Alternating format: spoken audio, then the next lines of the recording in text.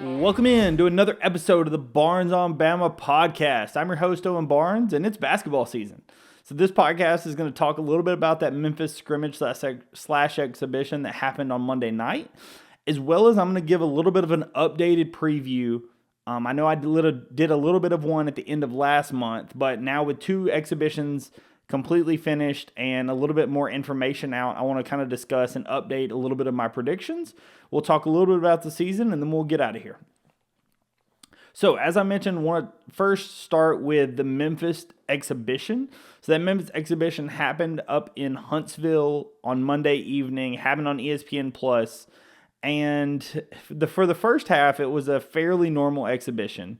But during the game, Penny Hardaway and Nate Oates agreed to not have anyone foul out. And the broadcast made it sound like the original plan was that they were not going to tell the players that they could not foul out. And I think for the first half, it was kind of like that. Because like Cliff Amore, for example, for Alabama, got 2 fouls, ended up sitting a lot, or maybe got 3 and ended up sitting a good bit toward the end of that second half. And Nate Oates was kind of playing very similar to if he actually, was playing a legitimate game, versus it kind of felt like starting in the second half that the players very clearly knew that nobody could foul out, and it turned into a hack-a-shack fest, and it turned into completely just free throws. So it's hard to take too much out of this game when you get into the second half.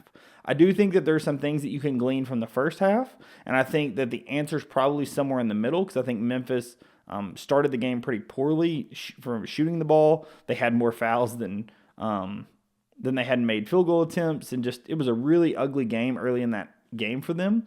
And I thought that Alabama, started kind of ugly. It was 5-4 early. Alabama hits a couple of threes to break it open to 11-4, and then Alabama was kind of in control for the rest of that first half.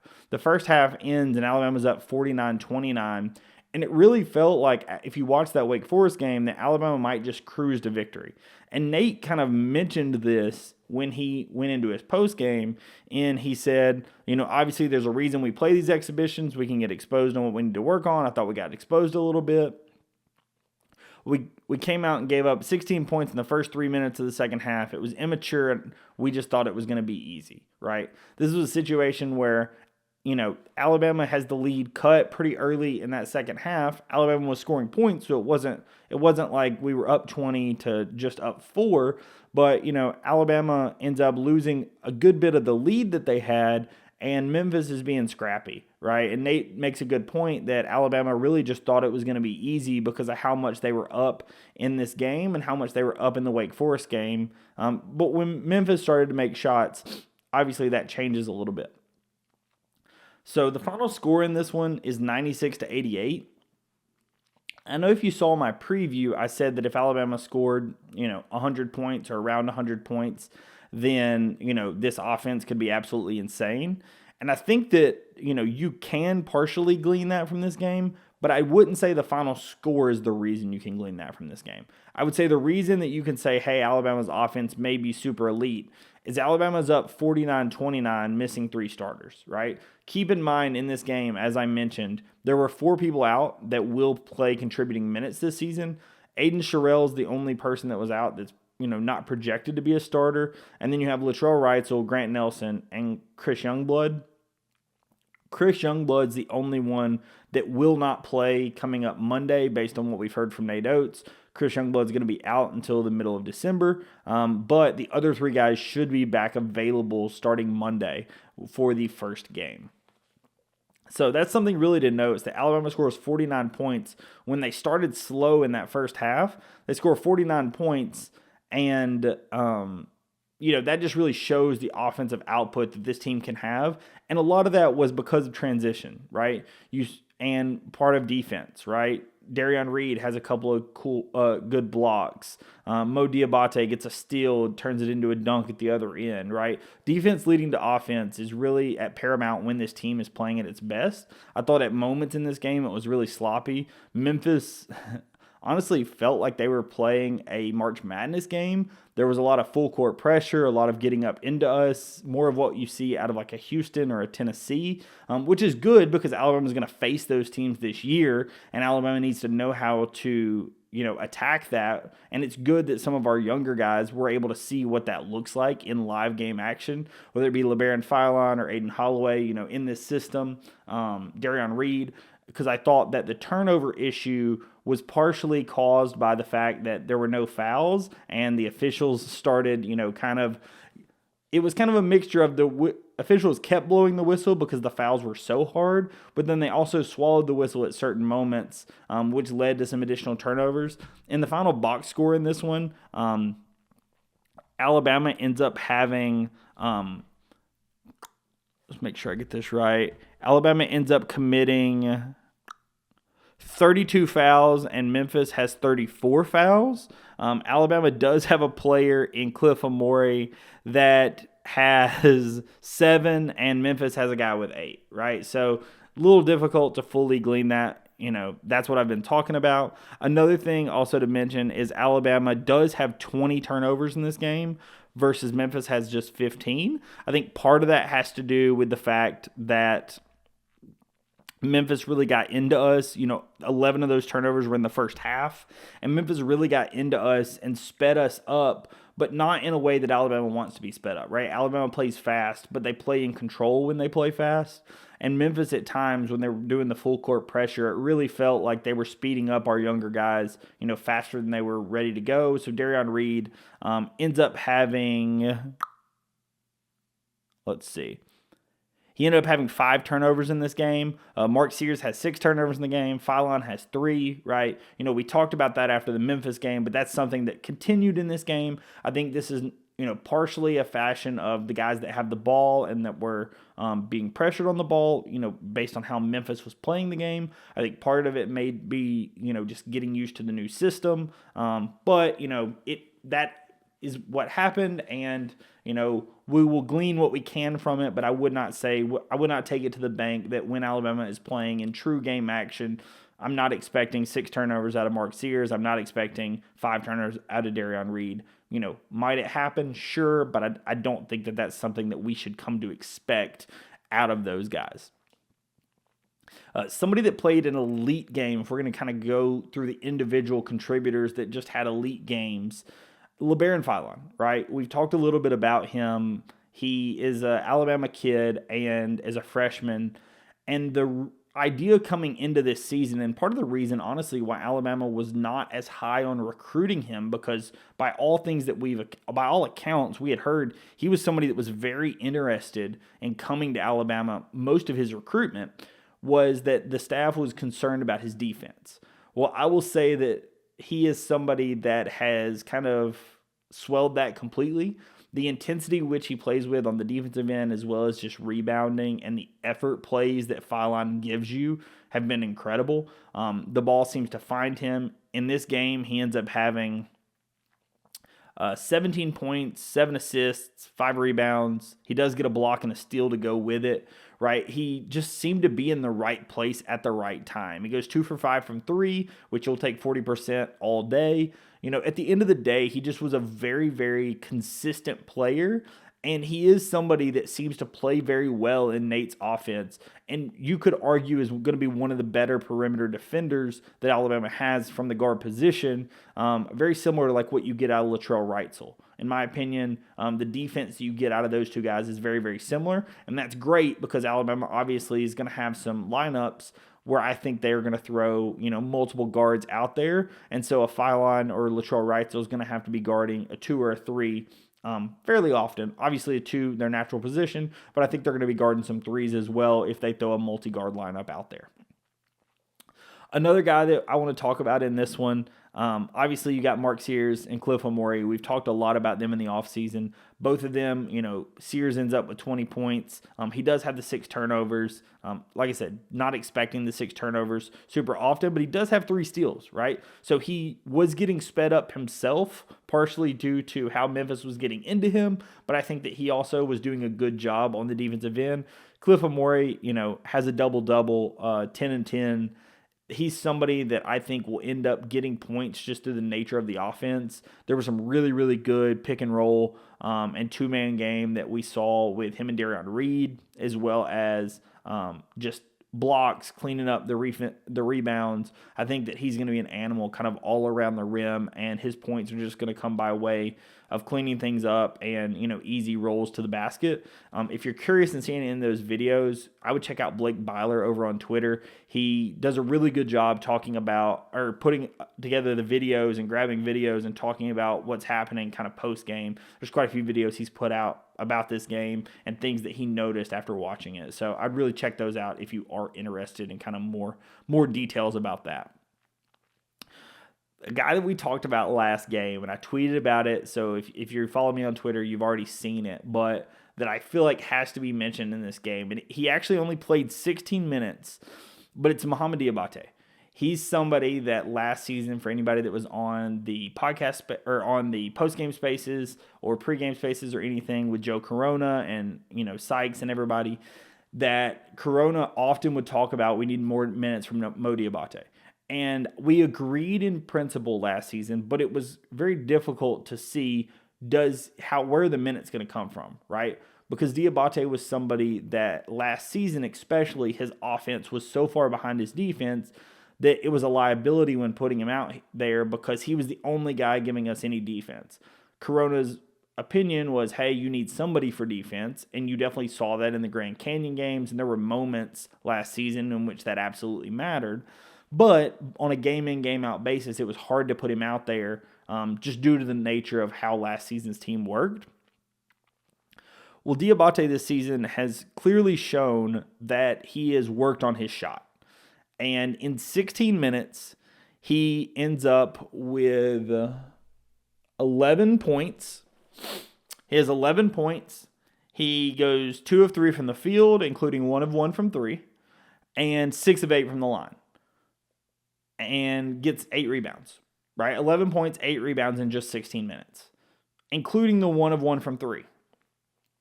And what I kind of said is that if his shooting and his finishing around the rim and free throws, quite frankly, if all of that is increasing at a level, if we can extrapolate these first 2 exhibitions in what we potentially will see out of Mo Diabate this season, it will be almost impossible to keep him off the court, right? Nick Kelly tweeted something similar. It's like, we're looking at where minutes going to come on this team. He's going to have minutes, right? He does all the blue-collar stuff. He's in there when it comes to creating turnovers, getting blocked, steals. Again, he has a steal turning into a dunk in this game. He is incredible he ends up tied for the offensive rebounding lead, even though he had the, third lowest minutes on this entire team. And this is something that, like I said, Mo Diabate, in my opinion, is somebody that absolutely will have his minutes carved out for him because of what he can do on the defensive end. And at this point, his offense, from what we have seen, his offense and his shot looks so much better than it did last year that he's going to have minutes, right? He's going to get the minutes, and well worth it because he has looked absolutely incredible in these first 2 games. His ability to take the shots from 3 and make them. We're not expecting him to shoot 5 threes in a game, but the perfect example is in this game. It was a break ahead. Mo Diabate gets it passed up to him. Last season, he wasn't confident or comfortable enough to take that 3. He puts it on the floor, and then maybe he gets fouled, goes 1 for 2 from the free throw line or whatever. Maybe he can finish at the rim. But this season, he hits the wide open 3, nothing but net, and, you kind of move on with your day. And I think that's the benefit to having Mo Diabate do that, is that when Alabama gets in its true flow game, he has the ability, when the ball's in his hands, to put up the shot if it finds him and the moment is right. Or, obviously, he has the ability to put the ball on the floor. His handling for his size is absolutely great. He does a really good job finding the open man. His assist numbers, by and large, have always been very, very good. And I think that he's somebody that will contribute at a pretty high clip for this game, or for this team. So those are the guys I really wanted to talk about. Like I said, there definitely were things that we can talk about from all the different players, but those are kind of the big ones that I think I wanted to talk about in this game. If you did watch it, as I said, Alabama wins 96-88. It was a very long game that had 96 free throws. It ended up being over 2.5 hours due to the no foul out thing. I understand why they did it, but it really led to the second half being almost unwatchable. It was just a free throw shooting contest. There was not much basketball to be seen, and that was really disheartening because in the first half, I think you really did see some things out of Alabama that, as Nate mentioned, was a very good thing because it was his other quote was that it's really beneficial to play a team like that. We're going to play Houston. We're going to play Tennessee, and we didn't handle their physicality well. We're going to have to improve in that area before we play those teams. And that's something that we've talked about with Nate Oates' teams, right? Tennessee has done a very good job against Nate Oates, and a lot of it is because of their physicality, right? Getting up into his teams and such like that. I think that part of that, could have been helped if you have your Chris Youngbloods and Latrell Wrightsell and Grant Nelson, when you have some of the more veteran guys that are used to handling this. But I think that was honestly a benefit to not have those guys because you really got all of your younger guys that real game environment of what it feels like to be in that atmosphere versus your other guys that were out in this game have already experienced it, right? They saw Tennessee last season, and they have played in a lot of games, as all of them are fifth-year guys. So this is a standpoint that I just think that it is a much better standpoint for your younger guys to have played against Memphis and understand this is what it really feels like to be sped up. This is what the physicality of actual college basketball is. Because in most cases, a lot of these guys were either transfers or freshmen that were getting a lot of time in this game outside of obviously Mark Sears and Amori. So that's what I have to say about the Memphis game. Like I said, I really appreciate Nate, lining these up, playing tough teams. Obviously, this being broadcast on ESPN Plus was great. We could actually see it. I thought that, for what it was, next round was fine in commentary.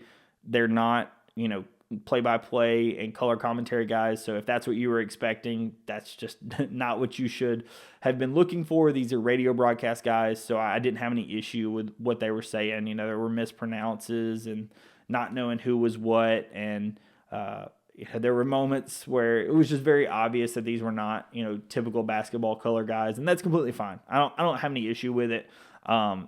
Just glad to be able to see the exhibition and not, for anybody that watched a couple of years ago, we got to watch a Twitch stream of, Alabama playing because the foreign tour was not anywhere, right? So I'm just thankful to be able to actually see these games because I was not in person and see what we can glean from these games. So that's kind of what my thoughts are on the game. So we will transition into what I think about the season and what has changed in my thoughts. Because I think I do have a few thoughts that have changed with new information as well as just some thoughts in general for this upcoming season, and then we'll get out of here.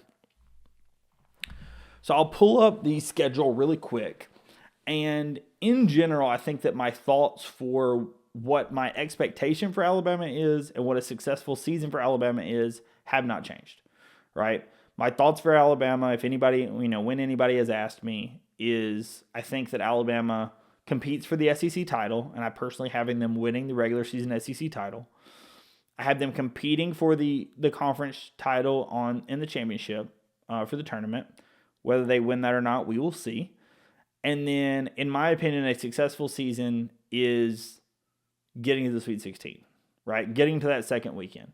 Do I think that Alabama has the team to make the Final Four? Absolutely. Do I think that Alabama has a team that could win the national title? Absolutely. Right? I saw what Alabama was able to do last season with what is clearly, in my opinion, an inferior team to this one. And Alabama, hung with UConn for what it was worth for a bit of that first half. UConn, I thought, was an elite team last season, but I think that this Alabama team would have a much better chance. Obviously, we're going to have to see what happens when you bring in the pieces that have been hurt and when the games are actually played. But personally, yes, I do believe that Alabama has that ability due to the defense, right, to make and win the national championship. Will they? We will see. So a couple of things that I want to make sure that everyone is aware of, because I know there have been a lot of questions about it. First things first, there have been a lot of discussions about red shirts, and I know I mentioned it last episode, and there were some questions about it. So Nate Oates, and I want to actually pull this up. Nate Oates. So Nate Oates went on a podcast this last week, or a couple weeks ago, and when he was on the podcast, he made mention of redshirting some guys, and it was something that was brought up by a few different people of, I wonder who that was going to be, right? On Twitter it was mentioned, and all over the place it was mentioned, like, hey, who is Nate Oates talking about potentially redshirting? The one that's the most obvious is Nas Cunningham, right? I don't think that the team is hiding that at all. In this scrimmage, he played just 6 minutes, and he is a freshman that's very undersized and was a little bit of an early bloomer, which is why he was the number 1 recruit coming out of high school 2 years before he was a senior. He obviously drops in the rankings a little bit. I think that it was well understood that when he came into this year, Nas Cunningham was probably going to redshirt, and that was probably even a part of his recruiting pitch. Hey, we want to bring you in. We're going to give you the offer, and we think that if you can play and develop in this system and get your body right by, over the next couple of years, you can be a really good player, right? So I think that was fully a part of the recruiting pitch. I think Nas Cunningham is almost a guaranteed he will redshirt. But if there is a second redshirt, and from what I have heard, there possibly will be. Nate Oates even mentioned it, and I believe it was the Eyes On. So it was on the One Shining podcast with Tate Frazier. Nate Oates was on, as I said, a couple of weeks ago, and mentioned that there potentially would be 1 to 2 guys. And there have been a lot of debates on who that second guy would be. From everything that I have heard, and the minutes in the scrimmages seem to clear this, that if somebody redshirts, an additional person redshirts in this system, it's going to be Houston Millett. And the question that everyone's going to ask me is, why would Houston Millett come into the system from Pepperdine as a transfer and then redshirt? I think there's a couple of reasons for that. I think part of the reasons for that is he did have an injury over the summer and was not able to practice kind of as much as I think he maybe would have needed to or wanted to. I do also think that from what I have heard, there have been moments where at Pepperdine he was not asked to do some of the things that we're asking him to do at Alabama, and he may not be as comfortable in the system as we thought he would have been at this point. I don't know if this was fully intentional coming in or not. And again, I don't want to put words in anyone's mouth, but from everything that I have heard, the most possible person to redshirt outside of Nas Cunningham, which I think is a guaranteed certainty at this point, is Houston Millett. If he doesn't, I think that he can contribute, right? Obviously, we see in this Memphis game, he goes 3 for 5 from 3, 2 for 2 from the line. He ends up getting 2 defensive rebounds, has an assist, right? Like, I think he can contribute, right? I do. Versus Cunningham, I think Cunningham really needs the red shirt. I think he needs to work on his body. I think he needs to work on his physicality if he's going to compete at the higher level. I think that because of Millett's time in college and his ability to shoot as a spot-up shooter, I think that he absolutely can contribute. I don't think that's the problem. I think the problem may be the things outside of just being a shooter. I don't think his defense is where Nate Oates would need it to be. I don't think his ability to set like ball screens and things like that we do in the flow of our offense are where they would need to be. That's my personal opinion. So if there's gonna be 2 people, the answer is Nas Cunningham and Houston Millett. If there's only gonna be 1, then the answer is Nas Cunningham, right? I do not think it's a guarantee that Millett redshirts, but from what I have heard, it's a very high likelihood. I'll say that.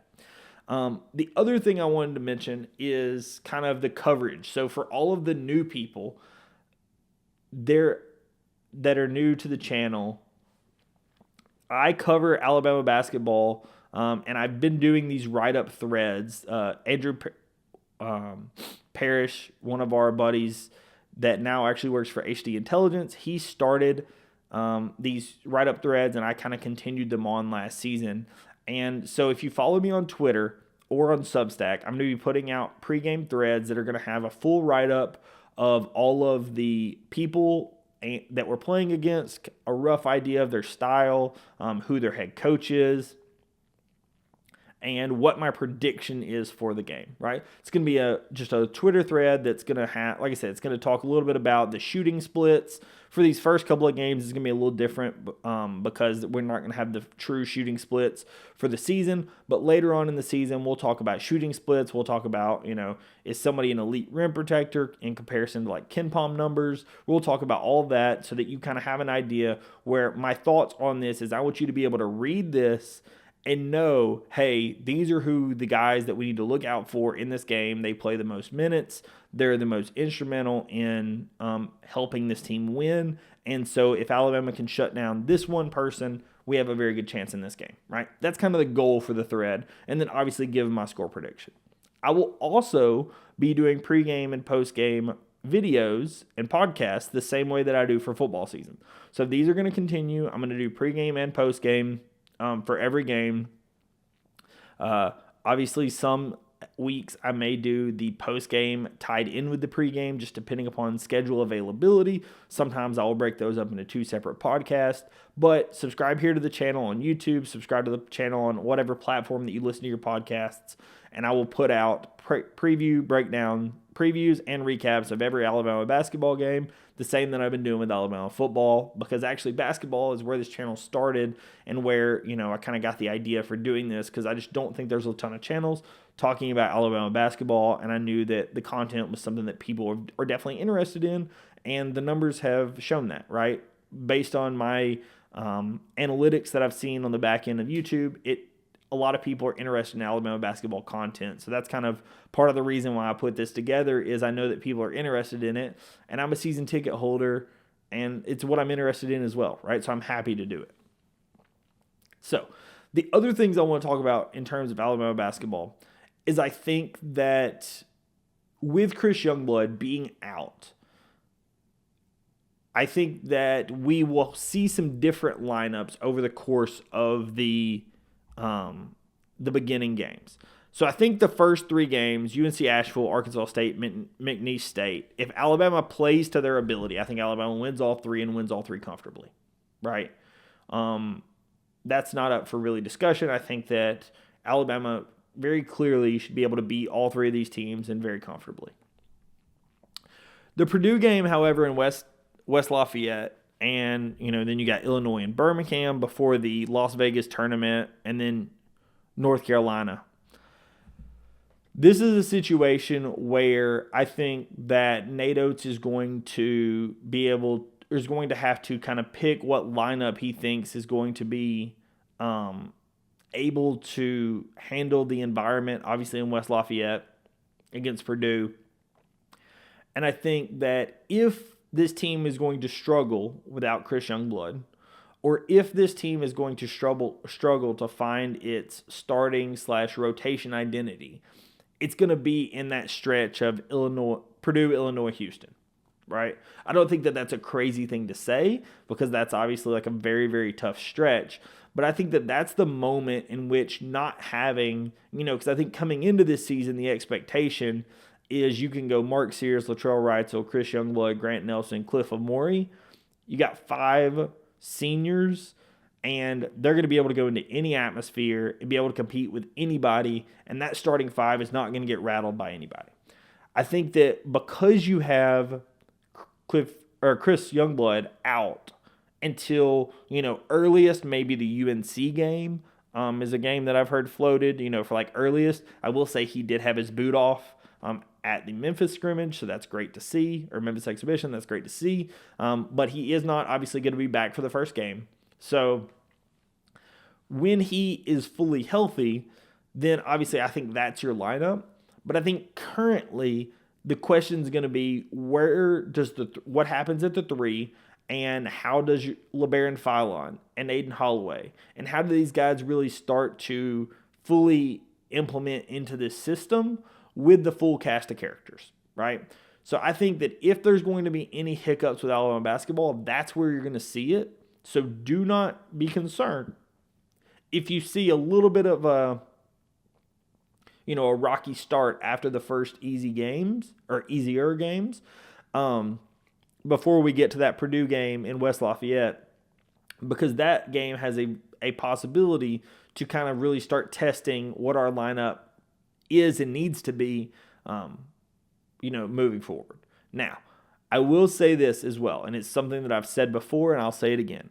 I think that this Alabama team, because of its defense, has the ability to be as good as any Alabama team we've ever had.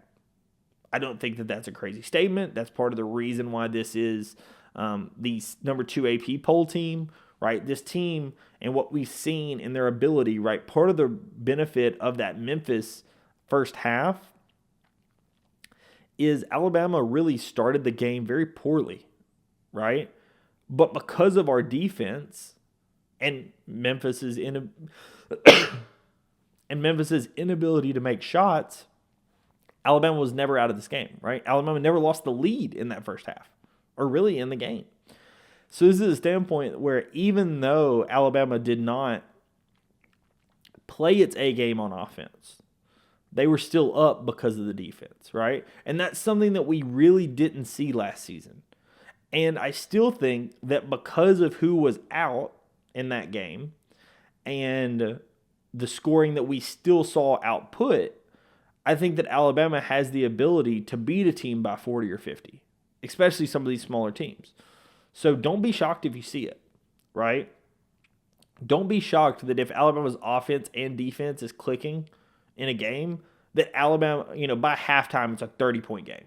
And Alabama is just blowing somebody out of the water. Because I think that's a very real possibility. And I think that this Alabama team is going to surprise a lot of people that have not been paying attention, right? For anybody that's paid attention, you kind of know what Alabama has. But if you're from the outside looking in and you're just somebody that goes, oh, I heard Alabama got some good guys this year, you're going to see some of these scores and you are going to be mind blown by what you see, right? Obviously, any of you watching the channel, you kind of have an idea. We've talked about it all offseason. We talked about it last season. But that's, in my opinion, what you kind of need to be on the lookout for is I think that there could be some rocky starts around that Purdue, Illinois, Houston standpoint, right? If there's any chance of like an early season skid, I think that's where it happens. Probably, if something happens in the Purdue game where lineups get odd, the Illinois, maybe you see something different, and then obviously the team is going to try to fix it before they go out to to Vegas before that Houston game. Right? There's a possibility Alabama wins all those games big. But I think that if there's a chance that Alabama, has some schedule or some lineup issues, then that's the moment in which they're going to have them. And it's really going to be a standpoint of, how many minutes do we play each guy? Because in those first 3 games, I think that the lineup rotations are going to be able to be a little bit more loose. And then when you get obviously into tougher competition, the lineup's going to have to shrink and the rotations are going to have to shrink a little bit in order to meet the needs of those games, right? So that's kind of my thoughts of those games. I think that Alabama obviously has a very good chance of doing great things. I think that a number 1 overall seed is not out of the question. A national championship is not out of the question. It really just comes down to matchups. It comes down to how Alabama puts what product Alabama puts on the court, what product Alabama actually plays. Do they get complacent? Do they get to a point, in the Memphis game, like Nate Oates was talking, where, we thought it was going to be easy. So you walk into a game and like, we can beat these guys. And so you don't put forth your effort and then they score points and you're playing catch up, right? That's what you don't want to see, right?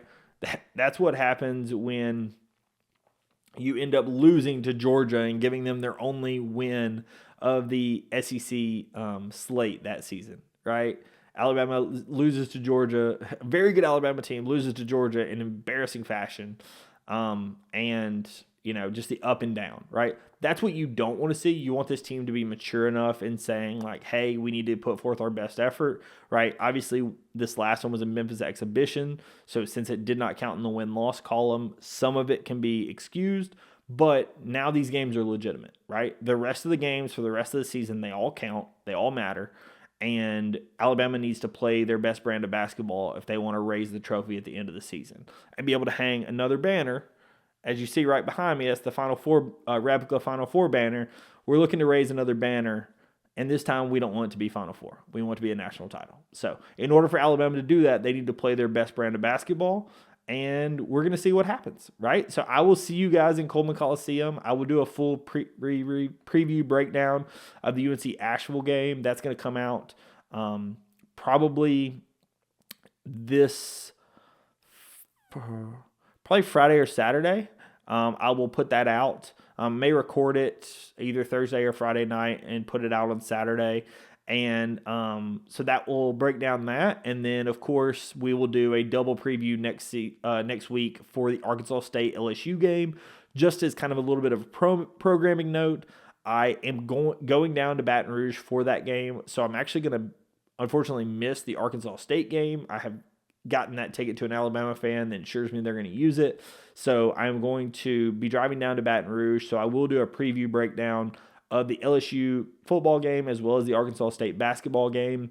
And then I will do the recaps of those after I get back on Sunday. We're driving back Sunday morning. So I should have time to record it. And it's going to go out probably a little later Sunday than I typically go out. But those episodes will go out Sunday afternoon for everybody to be able to recap kind of those two games. Thank you so much, everyone, for watching. I really appreciate all the support on all the basketball content as well as the football content. And I will catch you in the next episode. Peace.